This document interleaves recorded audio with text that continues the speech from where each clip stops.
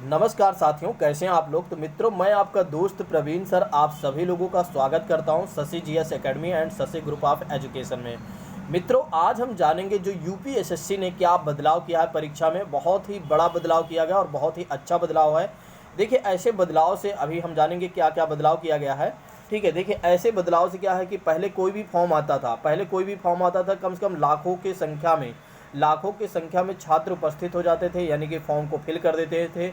वे छात्र भी फॉर्म को फिल करते थे जिन्हें एक तरीके से जिन्होंने कभी तैयारी की ही नहीं, जिन्होंने कभी सिलेबस के बारे में देखा ही नहीं है। बस उन्होंने किस्मत के भरोसे क्या करते हैं, एग्ज़ाम फॉर्म डाल देते हैं। और जिससे क्या होता है कि शासन प्रशासन को भी बहुत समस्या होती है। जो आपका आयोग होता है उसको परीक्षा कराने में बहुत सारी समस्याएं होती हैं, कट ऑफ निकालने में बहुत सारी समस्याएं होती हैं। और वे उन छात्रों को बहुत ज़्यादा मेरिट हाई चली जाती है कई बार, क्योंकि जो छात्र तैयारी कर रहे होते हैं काफ़ी दिनों से उनका नहीं हो पाता है। ठीक है, कई बार इसमें धांधली हो जाती है, आप जानते हो बहुत सारी समस्याएं।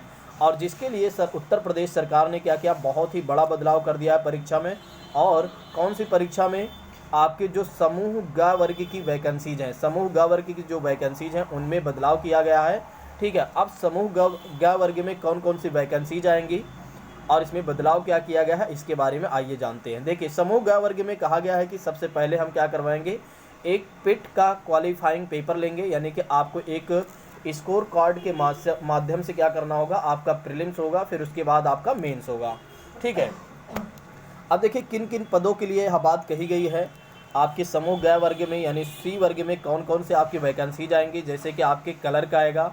ठीक है, कलर का आएंगे, और कलर का आएंगे, जितने भी कलर वाली वैकेंसीज होती है वे आएंगी। फिर आपके लेखपाल यानी पटवारी के आएंगे, और आपके वनरक्षक, गन्ना पर्यवेक्षक और सहायक लेखाकार जैसे तमाम प्रकार के जो पद हैं उनमें आपको क्या किया जाएगा, यानी कि आपको क्या करना होगा, पिट क्वालिफाई करना होगा, पीईटी। ठीक है, पेट एग्ज़ाम आपको क्वालिफाई करना होगा। देखिए, इसमें एक चीज़ ये भी साफ साफ इन्होंने कह दिया है कि आपको अंग्रेजी का ज्ञान होना बहुत ही कंपलसरी है, यानी कि अंग्रेजी आपको आनी चाहिए। अब आइए बात करते हैं इसके बारे में और भी चीज़ें क्या कहा जा रहा है। देखिए, इन्होंने कहा है कि देखिए हमने क्या किया है, पेट के एग्ज़ाम में सबसे पहले हमने क्या किया है, 100 प्रश्नों की संख्या को हमने यहाँ पर रखा है। और 100 प्रश्न होंगे, और 100 प्रश्न के 100 पूर्णांक होंगे, यानी कि 1 मार्क्स का 1 नंबर होगा। ठीक है, और 2 घंटे की अवधि भी हम दे रहे हैं, यानी कि 2 घंटे की समय अवधि भी हम दे रहे हैं। अब देखिए 120 घंटा, यार सॉरी 120 मिनट है आपके, 2 घंटे मतलब 120 मिनट। देखिए, अब 120 मिनट में आप बहुत अच्छे तरीके से बहुत अच्छे तरीके से एग्ज़ाम को आप क्वालिफाई कर सकते हैं। देखिए, पहली बार ऐसा हो रहा है, जो उत्तर प्रदेश सरकार ने क्या किया है कि सिलेबस को बहुत अच्छे तरीके से डिफ़ाइन कर दिया है। ठीक है, मुझे लगता है पहली बार ऐसा हो रहा है, क्योंकि अभी तक उत्तर प्रदेश ने जब भी सिलेबस को जारी किया होगा, बस उसमें लास्ट में क्या कर देती है, आधी लिख देती है, आधी लिखकर छोड़ देती है। ठीक है, 2-4 मतलब पॉइंट लिखी, फिर लास्ट में आधी लिख दी, यानी ईटीसी लिखकर छोड़ देते थे कि इत्यादि प्रश्न इत्यादि चीज़ें आ सकती हैं। ठीक है, लेकिन इस बार जो आपके पिट वाला जो एग्ज़ाम है उसमें बहुत अच्छे तरीके से क्या किया गया है कि सिलेबस को डिफाइन किया गया है। आइए बात करते हैं कहाँ से क्या क्या प्रश्न आएंगे। देखिए, आपके इंडियन हिस्ट्री, भारतीय इतिहास के, जैसे सिंधु घाटी सभ्यता से आपके प्रश्न आएंगे, वैदिक संस्कृति, गौतम बुद्ध, ठीक है, बौद्ध धर्म, जैन धर्म, मौर्य वंश, गुप्त वंश, हर्षवर्धन काल, राजपूत काल। इनमें से क्या होगा, आपसे 5 अंक और 5 प्रश्न पूछे जाएंगे इसमें से, यानी कि 5 प्रश्न के 5 अंक होंगे, इसमें से आपका 5 प्रश्न आने वाला है। फिर उसके बाद सल्तनत काल और मुगल काल, साम्राज्य काल, ये सारा कुछ आपका उसी में आएगा। फिर उसके बाद राष्ट्रीय आंदोलन को इन्होंने अलग कर दिया है कि इंडियन नेशनल मूवमेंट को अलग करके इसमें भी 5 अंक, यानी कि 5 प्रश्न 5 अंक होंगे, जिसमें आपके स्वाधीनता आंदोलन के प्रारंभिक वर्ष, स्वदेशी एवं सविनय अवज्ञा, महात्मा गांधी आंदोलन के नेताओं के बारे में, क्रांतिकारी आंदोलन, उग्र राष्ट्रवाद का उदय, विधायी संशोधन, ब्रिटिश इंडिया एक्ट 1935 से, भारत छोड़ो आंदोलन, आज़ाद हिंद फौज, नेता सुभाष चंद्र बोस। तो यहाँ से जो है आपके इस टॉपिक, जो इन 8 सारे टॉपिक हैं, इन सभी टॉपिकों में से 5 प्रश्न पूछे जाएंगे, और 5 प्रश्न जो होंगे वो 5 अंक के होंगे। फिर उसके बाद इन्होंने कहा कि हम भूगोल से प्रश्न पूछेंगे, और भूगोल मतलब आपके ज्योग्राफी से प्रश्न पूछेंगे। और इसमें क्या है, आपका भारत एवं विश्व का भी भूगोल, भारत एवं विश्व का भौतिक भूगोल को भी हम टच करेंगे, जिसमें आपका नदियाँ, ठीक है, नदियों की घाटी, भूजल संसाधन, पर्वत, पहाड़ियाँ, हिमनद और मरुस्थल और शुष्क क्षेत्र, वन, खनिज, विशेषकर भारत के जो खनिज हैं उनमें से पूछा जाएगा। खनिज संसाधन क्या है, जैसे आपके कोयला वगैरह हो गए, ठीक है, पेट्रोल वगैरह, डीजल वगैरह हो गए, और आपके, ठीक है, बॉक्साइट वगैरह हो गया। और भारत एवं विश्व का राजनीतिक भूगोल से भी आपसे प्रश्न पूछा जाएगा, और जलवायु, मौसम, यानी कि इतनी सारे टॉपिक से आपसे प्रश्न पूछा जाएगा, जिसमें ये भी आपका 5, इनमें से भी आपका 5 प्रश्न और 5 नंबर के होंगे। ठीक है, दूसरी बात करते हैं आपके भारतीय अर्थव्यवस्था। इंडियन इकोनॉमी को भी इन्होंने टच कर लिया है कि इंडियन इकोनॉमी, सबसे पहले तो हम यहाँ से प्रश्न पूछेंगे, मतलब कि आपके 1947 से लेकर 1991 तक जब आपका एलपीजी फॉर्म आया था, ठीक है, लिबरलाइजेशन, प्राइवेटाइजेशन, ग्लोबलाइजेशन, ठीक है, जब आपका निजीकरण, उदारीकरण, वैश्वीकरण की बात आई थी, यानी वैश्वीकरण किया गया था, हमारे जो एक तरीके से इकोनॉमी है, जो अर्थव्यवस्था, उसमें बहुत ही बड़ा बदलाव किया गया था, जिसके अंतर्गत बहुत सारी चीज़ें आती हैं, बाद में इस पर हम देखेंगे। ठीक है, योजना आयोग, पंचवर्षीय योजनाएं और मिश्रित अर्थव्यवस्था का विकास, यहाँ से सारा प्रश्न पूछा जाएगा। फिर उसके बाद इन्होंने कहा कि देखिए 2014 के पश्चात जो भी आर्थिक सुधार हुए हैं, और जिसमें आर्थिक सुधार में हम पूछेंगे आपसे प्रश्न, कृषि सुधार क्या हुए हैं, ढांचागत सुधार क्या हुए हैं, और श्रम में क्या सुधार किया गया है। तो यहाँ से भी हम 5 प्रश्न पूछेंगे और 5 अंक यहाँ से भी आपका होगा।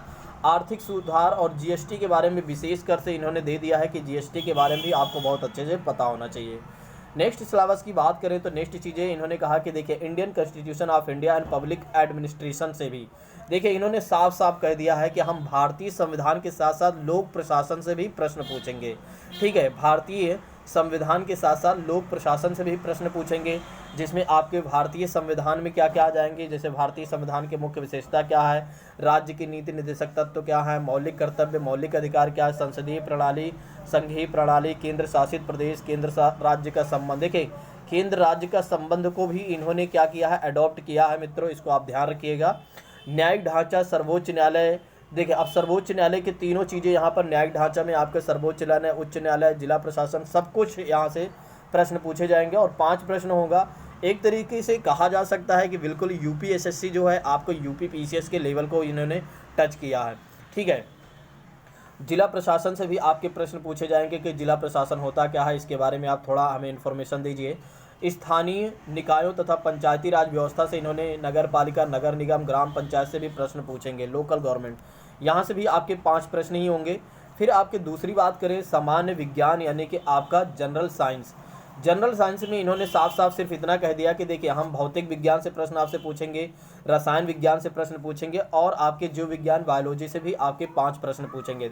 देखिए ये देखने में तो बहुत अच्छा लग रहा है कि हाँ छोटा छोटा प्रश्न पूछा जाएगा, लेकिन इसका सिलेबस जो है बहुत ही वास्ट है, बहुत अच्छे देखिए हाँ, लेकिन एक बात की मैं गारंटी लूँगा कि जो भी छात्र इसकी तैयारी करेंगे, उसकी तैयारी हम तो करवाएंगे, यानी कि हमारे संस्था द्वारा तो तैयारी करवाई ही जाएगी, लेकिन जो भी छात्र इसकी पूरी तैयारी अच्छे तरीके से कर लेंगे, उनके व्यक्तित्व में निर्माण जरूर होगा बहुत अच्छा।